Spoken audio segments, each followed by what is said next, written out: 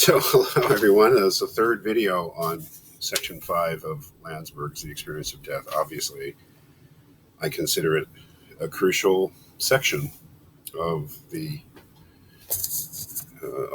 essay, spending so much time on it.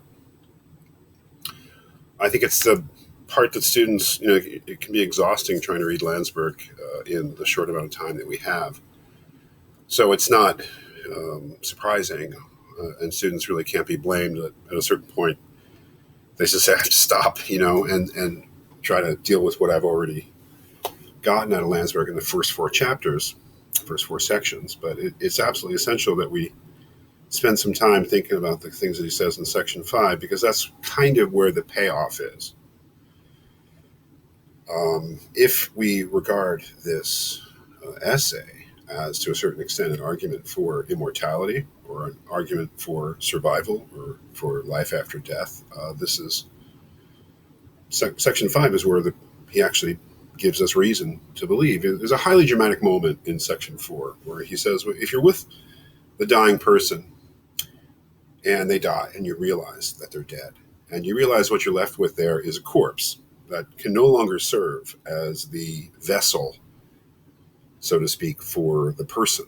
That is, this body can no longer serve as the instrument for that person to live and express themselves. You have this incredibly important moment where you have to ask yourself whether you think that they still exist, because they certainly don't exist in the way they used to. And the overwhelming experience of death, at least the experience of the death of the other, for Landsberg, is the experience of absence, and that's the absence of the person as spirit.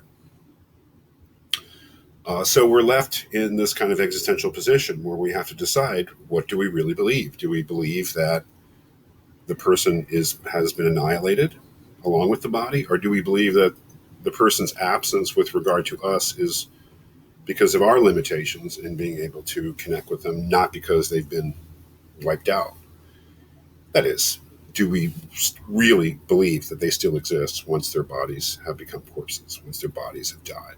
Do we still, they as persons, as the unique individuals that we knew, in some form continue to exist? And so what I'm saying is that that's a question each of us has to answer for ourselves.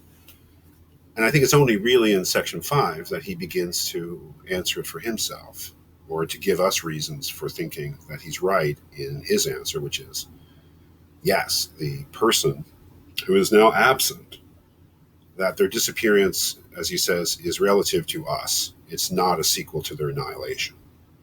Their absence is an absence relative to us. It's not a total absence.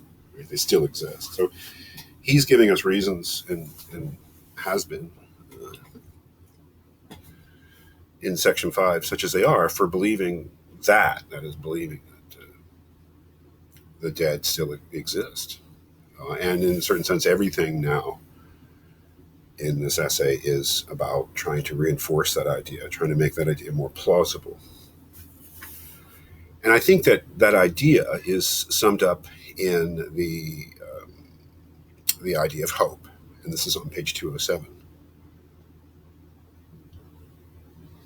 Yeah, it was something that he borrows from St. Paul. Right? He mentions St. Paul at the top. St. Paul saw faith as, quote, the substance of things hoped for. Rediscovers in hope infinitely more than a human emotion. Hope constitutes the meaning of our life. That is, hope is not just an emotion. Hope is the meaning of our life, and extends the affirmation contained in the innermost core of being. That is, hope is how we affirm ourselves, not just in this earthly life, but as having eternal life. It's the total, absolute affirmation of the self. There's a certain sense in which the self affirms itself every time it avoids death as an organism, and that's the Jonas idea. Whereas the Landsberg idea is that this affirmation is this radical affirmation of the self as an eternal thing, the person as being deathless. So in the second paragraph there, he says, hope, this act of personal existence. So he is kind of an existentialist, right? is essentially different from the multiple emotions which we can describe as hope in the sense of expectation of something. That is, hope in the kind of thing that he's calling hope is different from our mundane expectations, hopes, wishes, desires for things. For instance, uh, I hope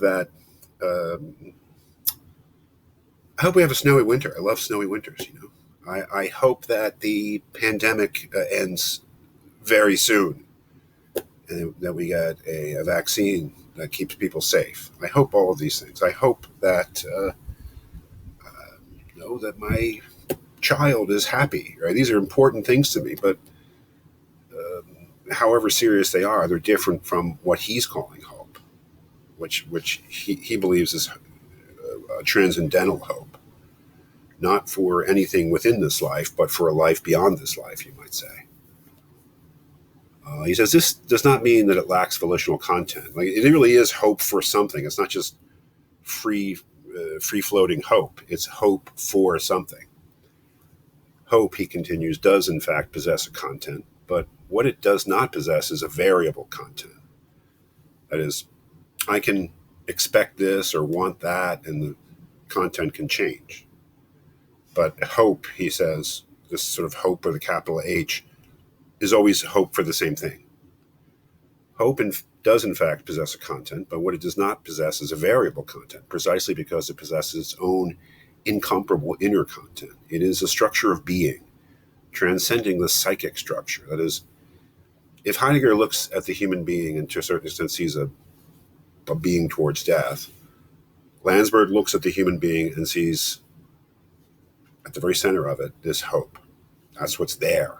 When everything's quiet, when you're just alone with yourself and you're able to see yourself in your true nature, what you encounter there is a hope. Its content is immanent and truly its own. This content exists only in hope, and hope exists only in moving towards this content.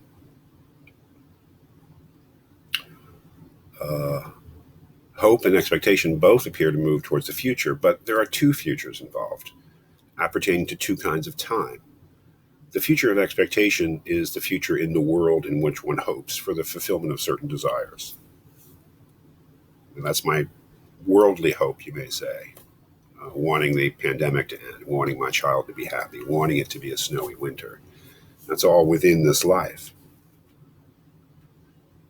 The future of hope, though, is the future of my own person in which I shall fulfill myself. So it's a transcendental hope. That is, as he said, it's a hope for something that transcends the bounds of time. Hope is confidence in reaching towards the future, and patience in the same act. Expectation has its roots in patience, always in anticipating its future and always doubting of itself. Hope tends, in principle, towards truth. Expectation, in principle, towards illusion. And it goes on describing hope. But that's the main thing, is that how we can be characterized. And this is what differentiates Landsberg from the existentialists, from Epicureanism of all sorts, is that what he sees built into human existence, the nature of the person, the structure of our existence, is a hope for a life beyond death.